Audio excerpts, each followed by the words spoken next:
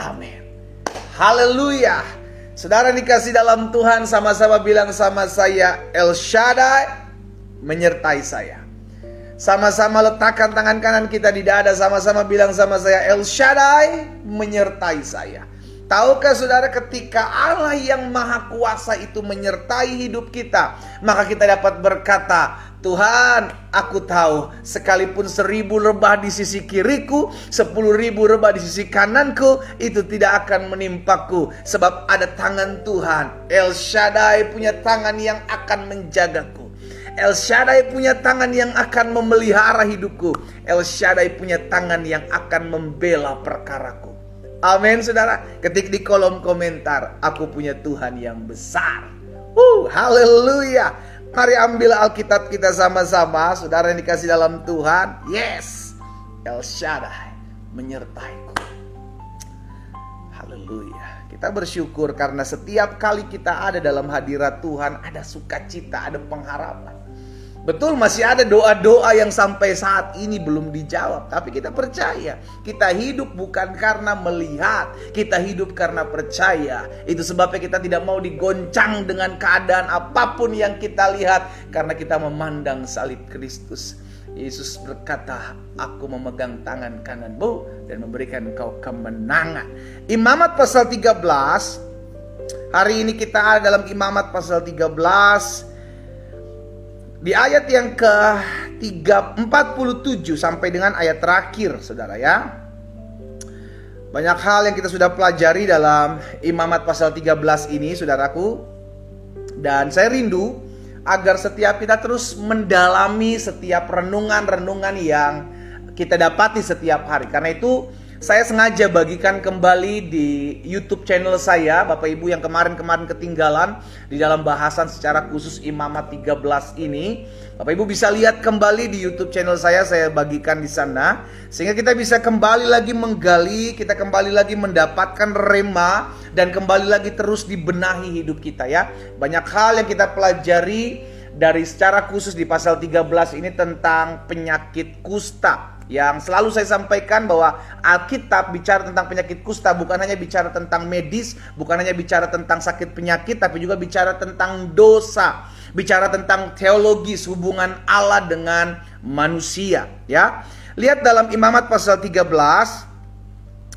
ayat yang ke-47 sampai dengan ayat terakhir, yakni ayat 59. Apabila pakaian, nah kemarin orangnya, kemarin pribadinya kita sudah pelajari, kita sudah bahas ya, mulai dari kulit sampai dengan kepala, rambut, jenggot gitu kan yang terkena kusta. Sekarang masuk dalam tahap pakaiannya. Begitu parahnya saudaraku penyakit kusta ini, sehingga bisa tertular bukan cuma di tubuh tapi di pakaian. Ya, kita lihat sama-sama. Imamat 13 ayat 47 sampai dengan 59. Apabila pada pakaian ada tanda kusta, pada pakaian bulu domba atau pakaian lenan, entah pada benang lungsin atau benang pakannya, entah pada kulit atau sesuatu barang kulit, kalau tanda pada barang-barang itu sudah kemerah-merahan warnanya, maka itu kusta. Hal itu harus diperiksakan kepada imam ya. Jadi lagi-lagi semua nggak langsung buru-buru mendakwa, menghakimi bahwa itu kusta. No, tetapi harus dibawa kepada imam terlebih dahulu, dilihat terlebih dahulu, dicek terlebih dahulu sesuai dengan standar yang sudah Tuhan berikan kepada imam. Kalau tanda itu telah diperiksa oleh imam, maka ia harus mengasingkan yang mempunyai tanda itu 7 hari lamanya ya. Jadi dikasih kesempatan. Untuk apa? Untuk adakah perubahan? Saudara yang dikasih dalam Tuhan, setiap kali ya, kemarin kita juga sudah pelajari bahwa setiap kali orang terdiagnosa awal penyakit kusta ini, maka nggak langsung buru-buru divonis bahwa itu kusta. Dilihat perkembangannya. Sama kehidupan kita juga begitu. Terkadang Tuhan kasih kesempatan untuk kita mau berubah ya. Tuhan kasih kita waktu untuk kita mau diubahkan. Tapi kalau kita masih tetap tinggal dalam dosa-dosa kita, tergenapi firman Tuhan, barang siapa kukasihi, ia harus kutegur, dia harus kuhajar. Jadi relakanlah hatimu dan bertobatlah ya, demikian firman Tuhan. Pada hari yang ke-7 ayat 50. Kalau tanda itu telah diperiksa oleh imam, ia harus mengasingkan yang mempunyai tanda itu 7 hari lamanya. Ayat 51, pada hari yang ke-7, ia harus memeriksa tanda itu lagi. Apabila tanda itu meluas, ya, pada pakaian atau benang lusin, atau benang pakan, atau pada kulit, entah untuk barang apapun kulit itu dipakai, maka itu adalah kusta yang jahat sekali dan barang itu najis. Ia harus membakar barang-barang itu, barang-barang yang mempunyai tanda itu, karena itu kusta yang jahat sekali. Barang-barang itu harus dibakar sampai habis. Tetapi jika menurut pemeriksaan imam, tanda itu tidak meluas pada barang-barang itu, maka imam harus memerintahkan orang mencuci barang yang mempunyai tanda itu, lalu ia harus mengasingkannya 7 hari lagi untuk kedua kalinya. Ya, tidak serta-merta langsung didakwa bahwa itu kusta. Dicuci dulu, kalau memang misalnya bisa bersih, maka dia tahir. Setelah dicuci, diasingkannya lagi hari ke-7 yang kedua kali. 14 hari, ya. Kemudian sesudah barang itu dicuci, imam harus memeriksa tanda itu lagi. Bila ternyata rupa tanda itu tidak berubah, biarpun itu tidak meluas, maka barang itu najis. Dan engkau harus membakarnya habis, karena tanda itu semakin mendalam pada sebelah belakang atau sebelah muka. Ayat 56. Dan jika menurut pemeriksaan imam tanda itu menjadi pudar setelah dicuci, maka ia harus mengoyakkannya dari barang-barang itu. Tetapi jika tanda itu tampak pula pada barang-barang itu, maka itu kusta yang sedang timbul. Barang yang mempunyai tanda itu haruslah kau bakar habis. Tetapi barang-barang yang telah kau cuci sehingga tanda itu lenyap daripadanya haruslah dicuci untuk kedua kalinya, barulah menjadi tahir. Ayat terakhir. Itulah hukum tentang kusta yang ada pada pakaian bulu domba atau lenan, atau pada benang lungsin, atau pada benang pakan, atau pada setiap barang kulit untuk menyatakan tahir atau najisnya. Saudara bisa bayangkan, bukan hanya tubuh seseorang, tetapi pakaian seorang bisa terinfeksi, bisa terkena imbas, bisa terkontaminasi dengan penyakit kusta ini. Sebegitu parahnya, sebegitu menghancurkannya penyakit kusta ini. Sama dengan dosa. Ya, dosa itu yang sudah mengakar, itu akan menyebar, saudaraku. Ya, dosa yang tidak dipulihkan, luka yang tidak dipulihkan, ya saya sudah pernah sampaikan waktu itu akan menyebar, menghancurkan hidup kita. Dan itu sudah tercatat. Saudara bisa lihat dalam Yohanes pasal yang ke-10, di ayat 10, ya, saudara ya. Ayat 10 bagian B-nya bilang begitu. Ayat 10 bagian 10 bagian A. Pencuri datang hanya untuk mencuri, membunuh, dan membinasakan. Ini kerjaannya iblis. Dia hanya mencuri, dia hanya membunuh, dia hanya membinasakan. Apa yang dia curi? Yang pertama, dia curi pandangan kita dari Tuhan. Dia mulai mengalihkan pandangan kita, yang tadinya pandangan kita hanya fokus kepada Yesus, sekarang diarahkan kepada masalah. Dia mulai curi-curi pandang kita, sehingga akhirnya kita distract, terganggu pandangan kita. Saat pandangan kita sudah dicuri, sudah dikasih dalam Tuhan, maka dia mulai apa? Dia mulai membunuh. Apa yang dia bunuh? Iman kita. Dia mulai mematikan iman kita, karena pandangan kita sudah tidak kita arahkan lagi kepada Tuhan. Iman kita dibunuh dan pada akhirnya kita dibinasakan. Demikian hancurnya orang-orang yang memulai hidupnya melakukan dosa. Jadi, wow, saudara dikasih dalam Tuhan, waspadalah, waspadalah. Jangan sampai kita mengambil bagian untuk melakukan apa yang tidak berkenan kepada Tuhan. Ingat, kita sudah diselamatkan oleh anugerah Tuhan. Dunia menawarkan jalan pintas untuk engkau melakukan hal-hal yang menurut kita itu biasa. Tetapi di pemandangan mata Tuhan, Alkitab sudah mencatat, janganlah engkau menjadi sama dengan dunia ini, tetapi berubahlah. Kenapa? Karena Tuhan sudah mencatat bahwa dosa itu sangat menghancurkan, sangat membinasakan. Bayangkan penyakit kusta ini, saudara, bukan cuma pada tubuh, tetapi tubuh yang kena kulit, kena pakaian juga terinfeksi. Sedemikian parahnya penyakit ini. Sama demikian parahnya juga dosa. Makanya dalam penulis Ibrani pernah mencatat seperti ini, saudara. Dalam Ibrani pasal 12, di dalam pasal 12 dari kitab Ibrani ayat yang ke-15, firman Tuhan bilang begini, Ibrani 12 ayat 15. Jagalah supaya jangan ada seorang pun menjauhkan diri dari kasih karunia Allah. Orang yang menjauhkan diri dari kasih karunia Allah, dia memilih untuk tinggal dalam dosa. Orang yang menjauhkan diri dari kasih karunia Allah, dia memilih untuk tetap melakukan hal-hal yang tidak memuliakan nama Tuhan. Dia menjauhkan diri. Dampaknya apa? Kita lihat selanjutnya. Dampaknya agar jangan tumbuh akar yang pahit. Jadi dampak orang yang menjauhkan diri dari kasih karunia Allah, dampak orang yang tetap tertanam dan tinggal dalam dosa, itu akan timbul, saudara, namanya apa? Akar yang pahit.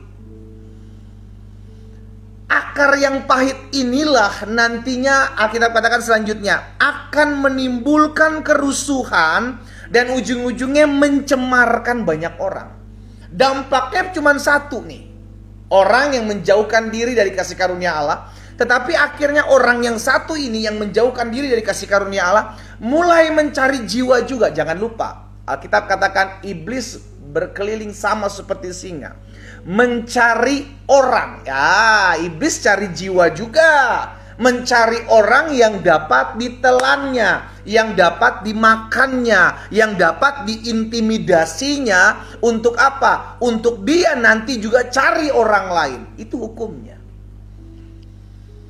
Sehingga ketika seseorang jauh dari kasih karunia Allah, dia menjauhkan diri untuk tidak memutuskan mengenal Tuhan, maka timbul akar yang pahit yang mencemarkan banyak orang, menimbulkan kerusuhan, akhirnya chaos. Demikian pula hancurnya kehidupan orang yang tetap tinggal dalam dosa. Dia akan cenderung mengajak orang lain. Lihat ya, orang tinggal dalam kekhawatiran, orang tinggal dalam ketakutan, dia akan share ketakutan itu kepada orang lain. Dia akan share kekhawatiran itu kepada orang lain. Lihat kisah 10 di antara 12 utusan yang diutus Musa untuk memantau negeri Kanaan. Saudara ingat kisah itu ya. Bagaimana 10 ini membawa berita yang menakutkan kepada seluruh bangsa Israel yang tidak ikut memantau, yang tidak ikut melihat sebagai mata-mata. Mereka membawa ketakutan, spirit itu, ya, roh itu dibawa.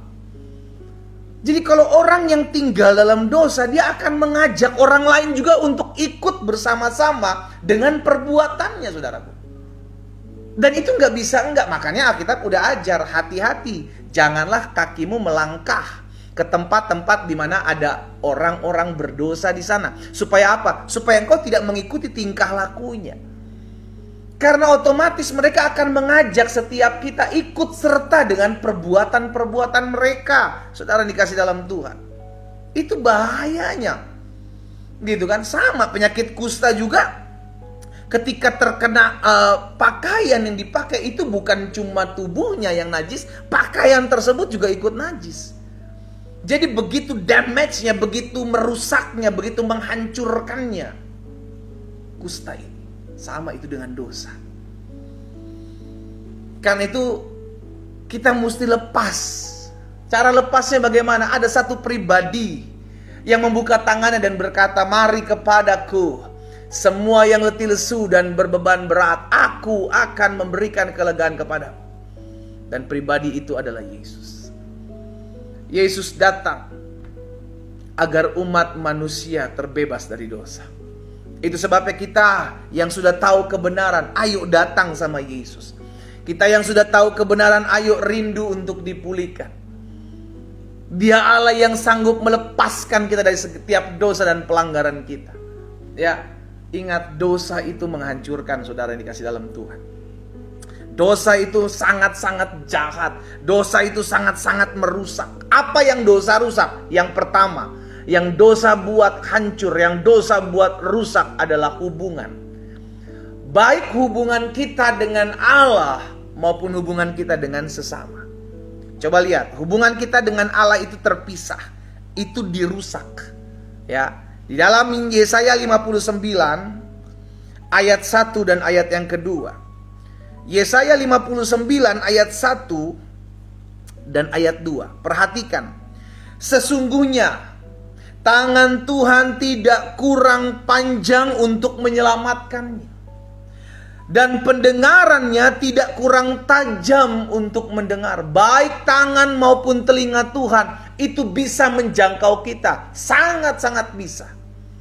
Tetapi di ayat yang kedua perhatikan, tetapi yang merupakan pemisah, yang merupakan membuat kita jauh, yang merusak hubungan kita dengan Allah, antara kita dengan Tuhan Allah, adalah segala kejahatan kita, dan yang membuat Dia, Tuhan, menyembunyikan diri terhadap saudara dan saya sehingga Ia tidak mendengar, ialah segala dosa-dosa kita. Bukan tangan Tuhan tidak kurang panjang, bukan telinga Tuhan kurang mendengar setiap seru doa kita, tetapi yang merupakan perusak dari hubungan manusia dengan Allah adalah setiap dosa. Itu sebabnya dosa harus dibereskan, bukan disembunyikan. Beberapa hari yang lalu saya sudah bagikan, ya, bahwa penyakit kusta ini harus ditahirkan, harus dicuci, harus dibersihkan. Sama, dosa pun gak bisa disembunyikan, harus terbuka, harus ada pengakuan, sehingga engkau dapat dipulihkan. Saudara dikasih dalam Tuhan, untuk apa? Untuk mengalami pemulihan, maka harus ada pengakuan. Itu sebabnya dosa jangan disembunyikan. Tapi gimana ya pendeta, saya akan malu. Karena itu stop. Lakukan apa yang mulai berkenan kepada Tuhan hari ini. Mungkin sebagian kita berkata, tapi saya sebenarnya pengen sekali pendeta. Saudara, terlalu banyak saya mendengar kata orang, saya pengen berubah pendeta, saya pengen berubah, saya pengen bertobat. Saudara, engkau mau berubah, engkau mau bertobat, yang pertama, buat komitmen. Ya, buat komitmen. Buat komitmen untuk benar-benar ikut Tuhan. Yang kedua, keluar dari komunitas di mana engkau seringkali jatuh dalam dosa. Mulai masuk dalam komunitas. Kemarin saya sudah bagikan bahwa kita perlu komunitas yang sehat. Mulai tenggelam, mulai masuk dalam komunitas yang membuat engkau kuat dekat dengan Tuhan, yang membuat engkau bisa meninggalkan setiap keinginan-keinginan yang cenderung membuat engkau jauh dari Tuhan. Komitmen dan masuk dalam persekutuan ini penting. Supaya apa? Supaya setiap kita menyadari, saya mau hidup dipulihkan sama Tuhan. Terlalu mudah untuk Tuhan pulihkan kita. Sekarang Tuhan mau adalah pengakuan. Ketika kita mengaku, maka kita mau komitmen untuk sungguh-sungguh ikut Tuhan. Maka cari pergaulan yang benar, cari komunitas yang benar. Ya. Nah, yang pertama, dosa merusak apa? Yang pertama saya sudah bagikan, dosa merusak hubungan manusia dengan Allah sehingga terpisah. Yang kedua, apa yang dosa rusak dalam kehidupan kita? Dosa merusak hari depan manusia. Dosa merusak manusia, rencana Tuhan dalam hidup manusia. Dan dosa menghancurkan hidup manusia dan membuat manusia menderita.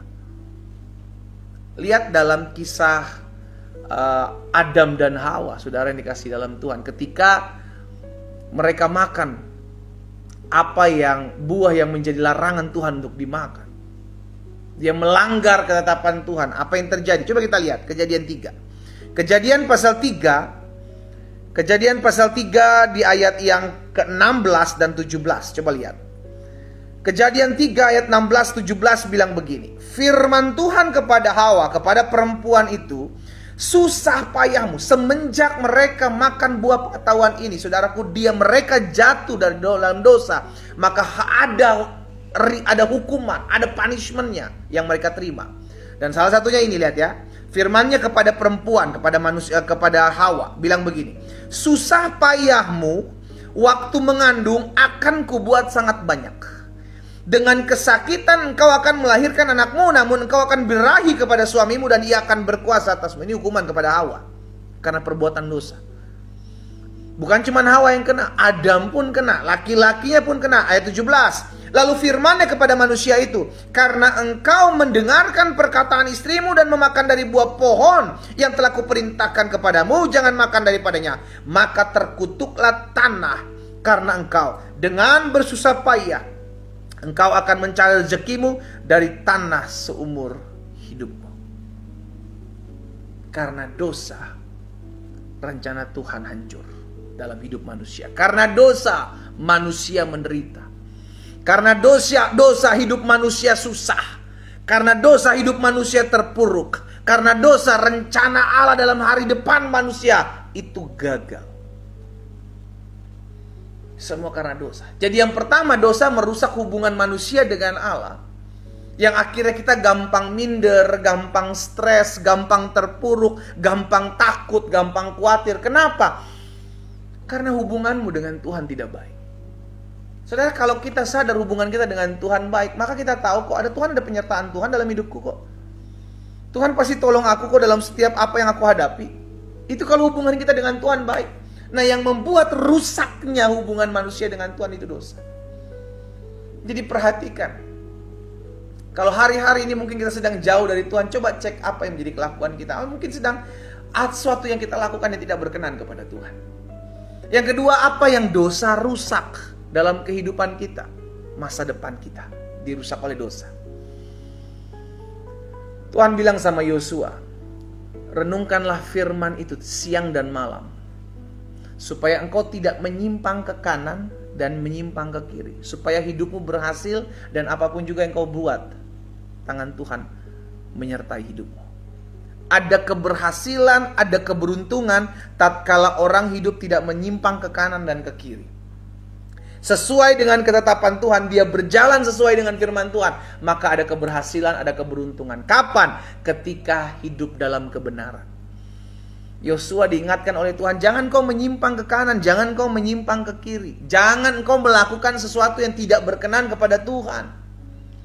Engkau mau melihat masa depanmu, hari depanmu dahsyat, orang-orang muda, dengar baik. Engkau mau melihat hari depanmu di bawah Tuhan, masuk dalam promosinya yang dahsyat, tetap berjalan dalam kebenaran. Apapun harga yang harus engkau bayar, tetap berjalan dalam kebenaran. Engkau akan melihat bagaimana janji Tuhan digenapi dalam kehidupanmu. Ya, jadi yang kedua yang dosa rusak adalah hari depan manusia, sehingga manusia menjadi menderita, menjadi susah. Karena apa? Karena dosa. Yesus datang menawarkan keselamatan. Karena begitu besar kasih Allah akan dunia ini, sehingga ia mengaruniakan Anak yang tunggal, supaya setiap orang yang percaya kepada tidak binasa, melainkan beroleh hidup yang kekal. Sekarang menjadi bagian kita, mau gak kita datang sama Tuhan? Mau gak kita dipulihkan? Mau gak kita diubahkan? Yang ketiga, apa yang dosa rusak? Dosa sangat jahat, dosa sangat merusak. Yang pertama, dosa merusak hubungan manusia dengan Allah. Yang kedua, dosa merusak hari depan kita, menjadi manusia yang gagal, menjadi manusia yang penuh dengan penderitaan. Dan yang ketiga, dosa merusak hubungan kita jelas dengan sesama manusia. Rusaknya hubungan manusia dengan Allah akan berdampak rusaknya hubungan manusia dengan sesama. Itu nggak bisa enggak, saudara. Itu pasti. Itu udah mutlak hukumnya. Hubunganmu dengan Tuhan rusak, hubunganmu dengan sesama pasti rusak. Kenapa? Karena ketika hubungan manusia dengan Tuhan terkoneksi, maka ada hati yang mengasihi. Bukan cuma mengasihi Tuhan, tetapi mengasihi sesama manusia. Sehingga hubungan pun akan pulih. Berbeda ketika hubungan kita dengan Allah rusak, maka hubungan kita dengan sesama pun rusak. Terlihat ketika Adam dan Hawa jatuh dalam dosa, maka mereka saling menyalahkan. Ini nih perempuan yang kamu tempatkan di sisiku, dia yang nawarin aku. Hawa juga gak mau kalah. Ular ini yang mencoba menggoda aku. Saling menyerang. Kenapa? Dosa. Lihat anak-anak mereka, Kain dan Habel. Apa yang terjadi? Tuhan udah tegur Kain. Jangan engkau melakukan dosa. Dosa sudah mengintip di ambang pintu. Tetapi Kain tetap melakukannya karena hatinya syarat dengan dosa. Apa yang terjadi? Dia bunuh adiknya. 1/4 penduduk manusia lenyap. Kenapa? Karena dosa. Hubungan manusia hancur. Hubungan manusia berantakan. Dimulai dari dosa. Jadi kita bisa bisa lihat gitu loh, saudara. Ketika hubungan kita dengan suami, hubungan kita dengan istri, hubungan kita dengan mertua, hubungan kita dengan menantu, hubungan kita dengan anak-anak, dengan orang tua nggak beres, berarti something wrong with me. Ada sesuatu yang salah dalam hidupku. Karena nggak bisa enggak, kalau hubungan kita dengan Tuhan baik, otomatis hubungan kita dengan sesama pasti baik. Engkau akan mudah mengampuni, engkau akan mudah mengasihi ketika hubunganmu dengan Tuhan pulih. Tetapi sebaliknya, kalau hubungan kita dengan Tuhan gak beres, otomatis hubungan kita dengan sesama gak beres. Penuh dengan luka, penuh dengan kepahitan, penuh dengan kekecewaan, penuh dengan hawa nafsu. Karena hubungan kita dengan Tuhan gak beres. Dosa merusak hubungan manusia dengan sesama. Dan yang keempat, yang terakhir, apa yang dosa rusak dalam hidup manusia? Yang pertama, hubungan dengan Allah rusak. Yang kedua, hari depan manusia rusak. Yang ketiga, hubungan dengan sesama manusia juga hancur. Dan yang keempat, yang terakhir, gambar diri manusia itu rusak. Gambar diri manusia itu hancur, ya. Jadi manusia kehilangan destininya, manusia kehilangan tujuan hidupnya. Tujuan hidup manusia sebelum jatuh dalam dosa untuk apa, saudara? Coba lihat. Dalam Yesaya 43 ayat 7. Di dalam Yesaya 43 ayat 7. Yesaya 43 ayat 7 firman Tuhan bilang begini. Semua orang yang disebutkan dengan namaku, yang kuciptakan untuk kemuliaanku, yang kubentuk dan yang juga kujadikan. Jadi kita dibentuk, dijadikan Tuhan, diciptakan Tuhan untuk kemuliaan Tuhan, bukan untuk kemuliaan kita. Iblis masuk dalam hidup manusia, dosa merusak hidup manusia, sehingga kemuliaan dia cari buat dirinya, bukan lagi buat Tuhan. Dosa merusak gambar diri Allah dalam hidup manusia. Dosa merusak tujuan manusia diciptakan Tuhan. Kita diciptakan untuk kemuliaan Tuhan, bukan kemuliaan diri kita. Tuhan saja mau jadi sama dengan manusia untuk menyelamatkan manusia, tetapi sayangnya banyak manusia mau jadi sama seperti Tuhan. Mengerikan. Itu iblis yang sedang berperkara. Itu setan yang sedang memainkan perannya. Sehingga pada akhirnya apa? Hidup manusia hancur. Karena tidak berjalan sesuai dengan apa yang menjadi destininya, tujuan hidupnya. Sehingga akhirnya hidupnya sia-sia aja. Menghabiskan waktunya begitu-begitu saja, menghabiskan hari-harinya hanya untuk mengumpulkan pundi-pundi di dunia. Kenapa? Karena tujuan hidupnya menyengseng gitu, mencong. Tidak lagi lurus, tidak lagi sesuai dengan apa yang Tuhan mau. Hari ini kita diingatkan bahwa dosa merusak, menghancurkan segala sesuatu. Baik hubungan kita dengan Allah, hubungan kita dengan manusia sesama, hubungan kita dengan Tuhan dirusak, bahkan hari depan kita, bahkan gambaran diri Allah dalam hidup kita. Itu dihancurkan, dirusak. Oleh karena apa? Dosa. Kuncinya satu sekarang. Mau dipulihkan. Ketika engkau mau dipulihkan pagi hari ini, maka Tuhan akan memulihkan hubunganmu dengan pribadinya. Tuhan akan memulihkan hubunganmu dengan sesamamu manusia. Tuhan akan memulihkan kembali hari depanmu. Kan Tuhan menciptakan hari depan yang penuh harapan, bukan rancangannya dalam kejahatan, bukan rancangan kejahatan, bukan rancangan kehancuran. Dan Tuhan memulihkan gambar diri kehidupan kita, sehingga kita tahu untuk apa kita ada di dunia ini. Jika engkau mau saya doakan, secara khusus letakkan tangan kananmu di dada. Saya mau berdoa buat setiap umat Tuhan pagi hari ini. Bapa, dalam nama Tuhan Yesus, pagi hari ini kami bersyukur Tuhan buat kasih setia Tuhan, buat anugerah Tuhan. Kami sudah mendengarkan firman-Mu dan kami sadar dosa merusak banyak hal dalam hidup kami. Tapi hari ini ketika kami tahu akan kebenaran, kebenaran inilah yang memerdekakan hidup kami. Kami mau dipulihkan. Kami mau mengalami terobosan dalam hidup kami. Kami mau melihat janji Tuhan digenapi dalam hidup kami. Kami rindu melihat hal-hal yang dahsyat terjadi dalam hidup kami. Sebab kami tahu Tuhan sanggup dan Tuhan bisa. Hari ini secara khusus hamba berdoa buat anak-anak Tuhan yang pagi hari ini mungkin sedang jatuh dan mereka mendengar firman-Mu. Mungkin ada di antara anak-anak Tuhan yang pagi hari sudah meninggalkan Yesus oleh karena satu dan lain hal. Dan bukan suatu kebetulan pagi hari ini Roh Kudus menjamah hati dan hidup mereka untuk datang kembali berbalik kepada Allah. Hamba berdoa ya Tuhan, di dalam nama Yesus, biar kasih setia Tuhan menjamah setiap mereka. Kalau ada hubungan yang rusak, ada hari depan yang rusak, ada gambar diri yang rusak, hari ini terjadi pemulihan dalam nama Yesus.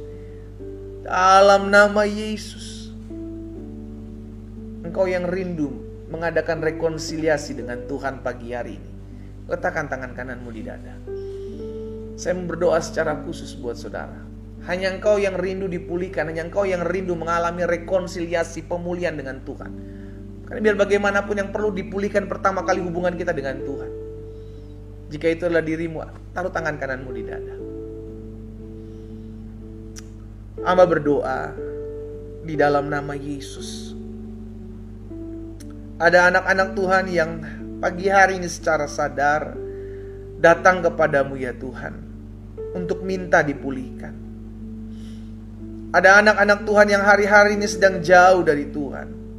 Mereka rindu agar rekonsiliasi dengan Bapa terjadi, sehingga mereka mengalami pemulihan, mereka mengalami lawatan Tuhan. Dan pagi hari ini mereka mengalami damai Tuhan mengalir di dalam nama Yesus. Setiap hati yang luka, setiap hati yang kecewa, hari ini diobati, dipulihkan dalam nama Yesus. Aba berdoa ya Tuhan, sehingga ketika pemulihan kepada Tuhan pulih, maka sesama pun kami akan pulih. Hari depan kami pulih, gambar diri kami, tujuan hidup kami pulih dalam nama Yesus. Hamba menyerahkan satu persatu ke dalam tangan-Mu ya Tuhan. Bahkan kalau ada di antara mereka yang pagi hari ini mungkin belum pernah mendengar nama Yesus, dan mereka menyadari hidup mereka sudah jauh terpuruk, dan mereka rindu untuk mengenal Yesus lebih lagi, dan mereka meletakkan tangan kanan mereka di dada. Hamba berdoa bagi mereka, Tuhan, jamah hidup mereka, sehingga mereka yang mungkin hari-hari ini belum pernah mendengar Yesus, dan mereka sadar hidup mereka terpuruk, mereka mau dipulihkan, mereka mau melihat sesuatu yang dahsyat terjadi dalam hidup mereka, dan rindu untuk datang kepada Yesus sebagai Tuhan dan Juru Selamat. Pagi hari ini hamba berdoa di dalam nama Yesus Tuhan. Dalam nama Yesus, lawatan Allah, kuasa Tuhan memulihkan setiap hati pagi hari ini. Di dalam nama Yesus mengalir kuasa. Terjadi pemulihan, terjadi pemulihan, terjadi pemulihan. Dalam nama Yesus. Lawatan Allah nyata. Oh haleluya. Sebab bagi Allah tidak ada perkara yang mustahil. Engkaulah Tuhan yang menyembuhkan, Engkaulah Tuhan yang menyelamatkan, Engkaulah Tuhan yang memperbaiki setiap hubungan yang rusak. Engkaulah Allah di dalam nama Yesus Kristus Tuhan. Terima kasih Bapa. Hamba menyerahkan umat-Mu ke dalam tangan Tuhan pagi hari ini. Setiap hati dipulihkan, setiap hidup diselamatkan dalam nama Yesus Kristus Tuhan. Kami sadar pagi hari ini kami mengerti akan kebenaran bahwa dosa merusak. Itu sebabnya Tuhan Yesus tolong setiap kami anak-anak-Mu untuk tetap berjalan dalam kebenaran, untuk tetap berjalan dekat dengan Tuhan. Sebab hanya Tuhan yang sanggup memegang tangan kami agar kami tidak jatuh, tetapi kami berjalan dalam kemuliaan Tuhan. Di dalam nama Yesus. Di dalam nama Yesus. Thank you Jesus. Thank you Jesus. Terima kasih Tuhan. Pagi hari ini Tuhan menjawab setiap doa kami. Pagi hari ini kami banyak dipulihkan. Kami banyak dipulihkan. Thank you Jesus. Ada seorang laki-laki muda. Ada seorang laki-laki muda. Engkau pakai kacamata. Engkau sedang tinggal dalam dosa perzinahan. Dan kau pagi hari ini rindu dipulihkan. Ada kabar sukacita bagimu orang muda. Engkau sudah dipulihkan oleh Tuhan. Tinggalkan itu. Karena Tuhan sudah menyiapkan hari depan yang penuh harapan buat hidupmu. Dimanapun kau menyaksikan doa pagi online ini, saya mau berdoa buat dirimu. Seorang laki-laki muda yang selama ini kau tinggal dalam perzinahan, kau tinggal dalam dosa seksual, dan kau rindu dipulihkan, kau sudah terlalu jauh dari Tuhan. Hari ini, jika itu dirimu, letakkan tangan kananmu di dada. Bapa, dalam nama Yesus hamba berdoa. Biarlah laki-laki muda ini ya Tuhan dijamah Tuhan. Dilawat Tuhan, dipulihkan dalam nama Yesus. Terlalu mudah untuk Tuhan memulihkan dia. Hamba berdoa, setiap dosa perzinahan, dosa seksual, aku putuskan demi nama Yesus Kristus dari Nazaret. Dia datang kepada Tuhan, dipulihkan oleh Tuhan, diselamatkan oleh Tuhan. Di dalam nama Tuhan Yesus.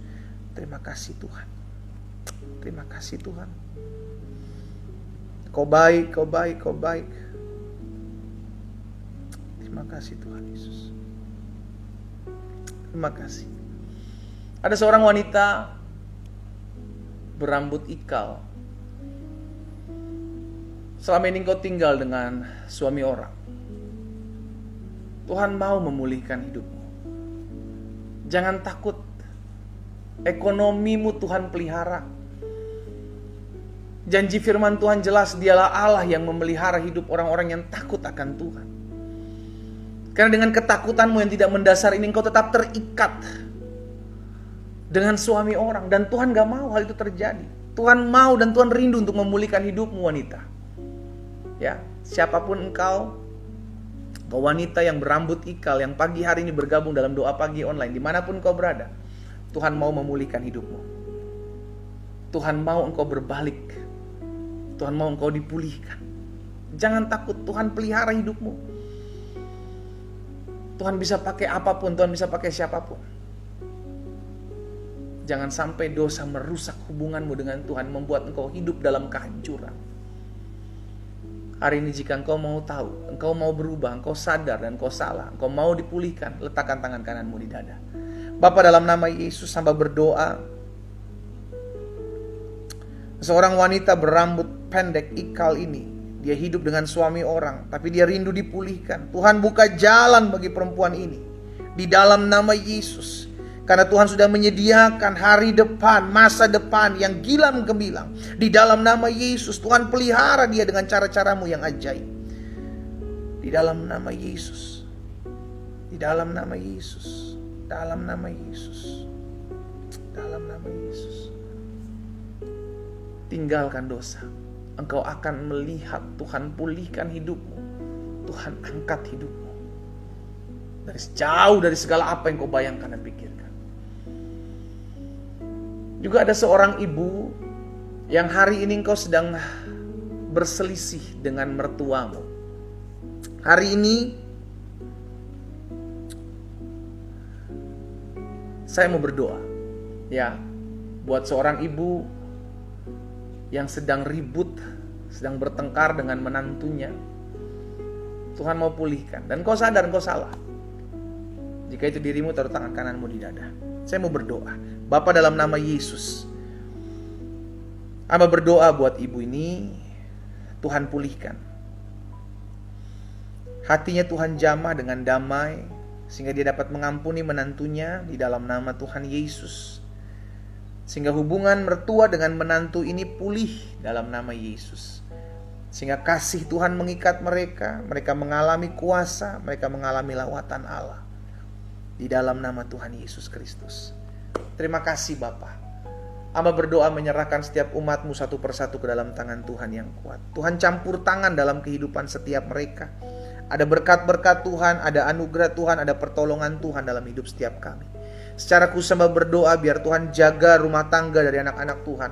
Tuhan pelihara, Tuhan pulihkan dalam nama Yesus. Setiap seru doa dari istri-istri, dari suami-suami yang rindu rumah tangganya dipulihkan, kami percaya doa kami didengar dan dijawab oleh Tuhan.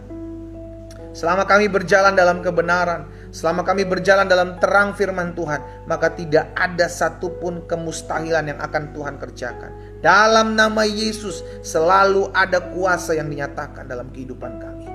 Bapak hamba berdoa juga buat yang sakit. Sebab hamba percaya ada tertulis, disampaikan firman, disembuhkan mereka, terjadi dalam hidup mereka. Jika ada yang sakit disebabkan oleh dosa, ya Tuhan ampunilah. Engkaulah Allah yang sanggup memulihkan setiap kami yang memiliki kelemahan tubuh. Jika ada sakit penyakit yang disebabkan oleh dosa dan pelanggaran hari ini Tuhan, di dalam nama Yesus hamba berdoa, Engkaulah Allah yang memulihkan. Sembuhkan ya Tuhan. Sehingga ketika mereka mengaku dosa di hadapan Tuhan, maka mereka mengalami kuasa kesembuhan. Mereka mengalami mujizat Tuhan. Mereka mengalami campur tangan Tuhan.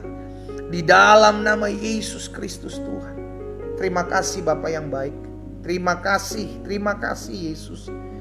Tuhan sembuhkan setiap kami yang sakit. Berkati setiap usaha, dagang, pekerjaan dari anak-anak Tuhan. Kalau ada di antara mereka yang hari-hari sedang mencari pekerjaan, di dalam nama Yesus, Tuhan buka jalan dalam hidup mereka. Sehingga mereka menemukan pekerjaan yang berasal daripada Tuhan, dituntun, diarahkan dalam cara-cara Tuhan yang ajaib. Bahkan hamba berdoa ya Bapa, di dalam nama Tuhan Yesus, Tuhan memberkati juga setiap mereka yang hari-hari ini kesulitan dalam ekonomi mereka. Tuhan, kami percaya hidup kami terpelihara dalam anugerah Tuhan. Engkaulah Allah yang memberkati, Engkaulah Allah yang menyediakan, Engkaulah Allah yang mencukupkan. Di dalam nama Yesus, anak-anak Tuhan tidak akan kekurangan suatu apapun yang baik. Terima kasih Bapa. Pagi hari ini hamba juga berdoa secara khusus, menyerahkan setiap orang-orang muda ke dalam tangan Tuhan, dimanapun mereka berada. Tuhan jaga hati dan hidup mereka, agar mereka tetap terus berjalan dalam kebenaran. Jagai hati orang-orang muda ini Tuhan. Jauhkan dari segala pergaulan yang buruk. Jauhkan daripada segala niat rancangan orang jahat. Tetapi biarlah mereka berjalan dalam kebenaran, menjadi terang, menjadi saksi Tuhan. Dan melalui hidup orang-orang muda ini nama Tuhan Yesus dipermuliakan. Di dalam nama Yesus Kristus Tuhan. Kalau ada di antara orang-orang muda ini berdoa untuk mendapatkan pasangan hidup, Tuhan kami percaya untuk anak-anak Tuhan Yesus, Engkau akan menyediakan juga anak-anak-Mu yang terbaik di dalam nama Tuhan Yesus Kristus. Sehingga mereka dipertemukan dengan pasangan hidup yang mengasihi Tuhan Yesus, mencintai Tuhan Yesus, juga mengasihi dan mencintai hidup mereka. Terima kasih Bapa. Kami juga berdoa menyerahkan ke dalam tangan Tuhan setiap mereka yang bergumul hari-hari ini untuk mendapatkan keturunan. Kami percaya keturunan anak-anak adalah milik kepunyaan Tuhan.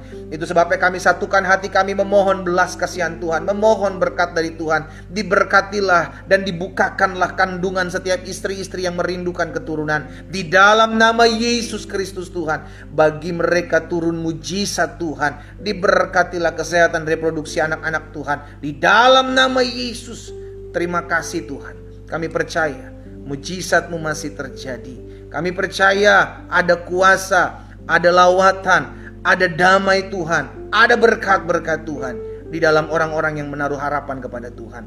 Terima kasih Bapa yang baik. Terima kasih Tuhan. Kami berdoa buat bangsa dan negara kami. Kami ucapkan berkat. Indonesia diberkati. Kota di mana kami tinggal aman, rukun, damai, ada dalam berkat-berkat Tuhan. Terima kasih Tuhan Yesus. Berkati pemimpin-pemimpin bangsa kami Tuhan. Baik Bapak Presiden, Wakil Presiden, jajaran menteri yang ada, seluruh wali kota, gubernur, bupati di bangsa kami, seluruh camat, lurah, RT, RW di bangsa kami. Bahkan kami berdoa Panglima TNI, Kapolri beserta jajarannya. Kami berdoa di dalam nama Yesus, semua dalam berkat dan anugerah Tuhan, semua diberkati Tuhan dalam takut akan Tuhan. Bahkan rencana ya Tuhan untuk adanya pemilihan umum tahun 2024 nanti, Tuhan campur tangan, Tuhan memberkati sehingga semua berjalan dalam kemurahan Tuhan, semua berjalan dalam campur tangan Tuhan. Di dalam nama Yesus aman, terkendali, ada dalam berkat-berkat Tuhan. Setiap niat rancangan orang jahat, roh pemecah belah, roh adu domba, kami patahkan dalam nama Yesus. Damai Tuhan ada atas Indonesia. Shalom atas Indonesia.